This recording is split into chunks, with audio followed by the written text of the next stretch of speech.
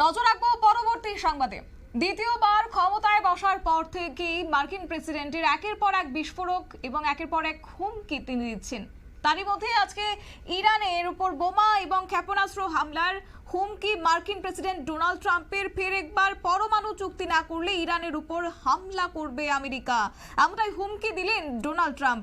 যদিও ইরানকে 2 মাসের সময় বেঁধে দিয়েছে মার্কিন যুক্তরাষ্ট্র। কি রয়েছে যাব বিস্তারিত, আমাদের সঙ্গে যুক্ত হয়ে গেছে প্রতিনিধি রাজীব দত্ত। রাজীব, কি জানতে পারছো? দেখো, প্রথমেই বলি যে ইরান পরমাণু নিয়ে গবেষণা চালাক, এটা কিন্তু মার্কিন যুক্তরাষ্ট্র চায় না। দীর্ঘদিন ধরে কিন্তু মার্কিন যুক্তরাষ্ট্র চেষ্টা করছে। এর আগে ওবামাও চেষ্টা করেছিলেন এবং তিনি চেষ্টা করেছিলেন, তার জো বাইডেন চেষ্টা করেছিলেন এবং ওবামার সময় একটি চুক্তি হয়েছিল 3 বছরের, কিন্তু সেই চুক্তিটা নামে মাত্র, কিন্তু মানেনি, কোনোভাবেই ইরান মানেনি।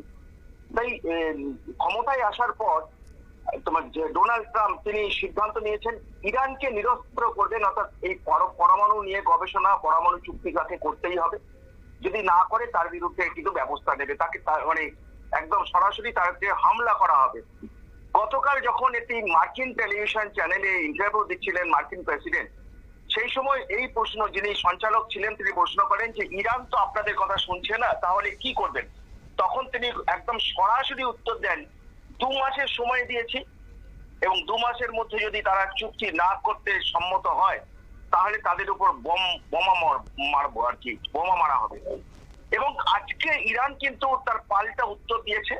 ইরান বলেছে আমরাও রেডি আছি, আমাদের ক্ষেপণাস্ত্র রেডি আছে, ওরা হামলা, মার্কিন যুক্তরাষ্ট্র যদি হামলা করে তাহলে আমরাও হামলা করব।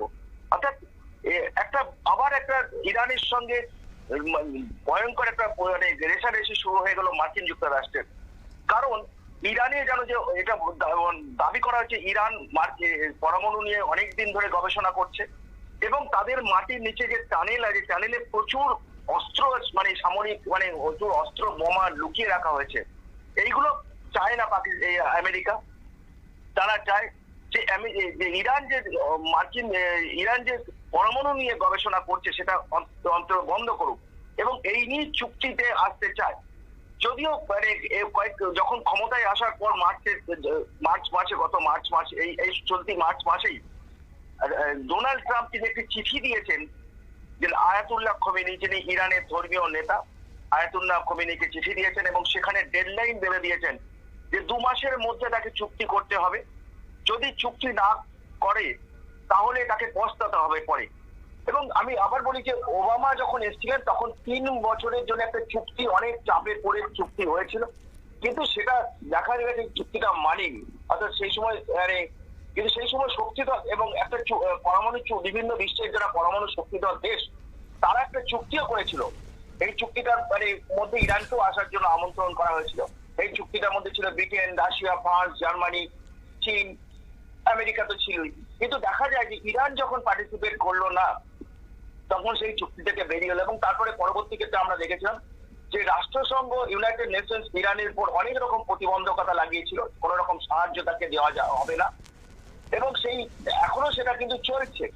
এবং রাষ্ট্রসংঘ শর্তও দিয়েছে যদি ইরান যদি তার পরমাণু গবেষণা বন্ধ করে, পরমাণু নিয়ে চুক্তি করে, তাহলে সমস্ত রকম সহযোগিতা ইরানকে করা হবে। কিন্তু ইরান যদি না করে তাহলে তাদের সমস্ত রকম এই যে নিষেধাজ্ঞাগুলো রয়েছে সেগুলো কিন্তু জারি থাকবে। কিন্তু ইরান কোনোভাবেই এটা চায় না। ইরান যে পরমাণু অস্ত্র তৈরি করার যে পরিকল্পনা করেছে, তাদের পরমাণু অস্ত্র করতে চায়, তার জন্য যে গবেষণা চলছে, তো এটা কোনোভাবেই তারা চুক্তিতে আসতে রাজি নয়। এই অবস্থায় দাঁড়িয়ে পুনরায় ডোনাল্ড ট্রাম্প তিনি হুমকি দিয়েছেন, ডেডলাইন বেঁধে দিয়েছেন, 2 মাসের মধ্যে চুক্তি করতে হবে। এবং তারপরে গতকাল মার্কিন যুক্তরাষ্ট্রের একটি চ্যানেলে সাক্ষাৎকারে তিনি বলেছেন যদি চুক্তি না করে তাহলে তার ইরানের উপর বোমা মারা হবে, ক্ষেপণাস্ত্র মারা হবে। পাল্টা কিন্তু আজকে হুমকি দিয়েছে ইরানও যে আমরাও কিন্তু ক্ষেপণাস্ত্র মারবো, অর্থাৎ মার্কিন যুক্তরাষ্ট্র যদি বোমা মারে আমরাও ছেড়ে কথা বলবো না, আমরাও মার্কিন যুক্তরাষ্ট্রের উপর হামলা চালাবো। শতাব্দী, ধন্যবাদ। আপনারা শুনলেন, অর্থাৎ একদিকে হুঁশিয়ারি দিলেন মার্কিন প্রেসিডেন্ট ডোনাল্ড ট্রাম্প, ইরান যদি পরমাণু চুক্তি না করে তাহলে ইরানের উপর বোমা ফেলা হবে। অন্যদিকে এই পাল্টা হুমকি দিল ইরানও এবং প্রস্তুত রয়েছে ইরান, যে কথাই কার্যত বুঝিয়ে দিয়েছেন প্রেসিডেন্ট। নিয়ে নিচ্ছি ছোট্ট একটি বিজ্ঞাপন বিরতির, সঙ্গে থাকুন।